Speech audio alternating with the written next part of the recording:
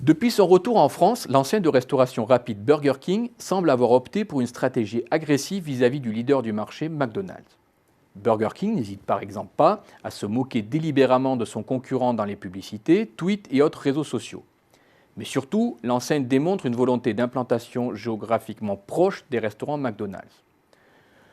Le ton de la stratégie d'évitement, voire de niche à travers des implantations isolées sur des aires d'autoroute par exemple, est désormais révolu.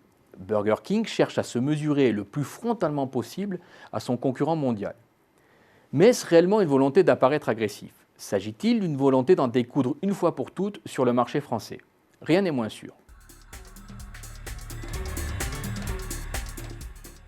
De manière plutôt contre-intuitive, des travaux en économie industrielle ont montré que la proximité géographique permet aux entreprises disposant de multiples activités, que celles-ci soient produits ou marchés, de favoriser la coopération entre concurrents.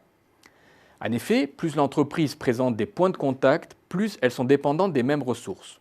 Dans ce cas, toutes ont intérêt à assurer leur protection et leur sécurité à travers des relations de coopération.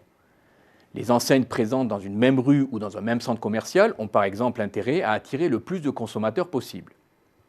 De surcroît, plus les entreprises se rencontrent sur les mêmes marchés, plus elles se connaissent et donc plus elles sont enclines à coopérer plus ou moins tacitement. Le personnel se rencontre régulièrement, les caractéristiques de l'offre et les prix des concurrents sont connus, etc.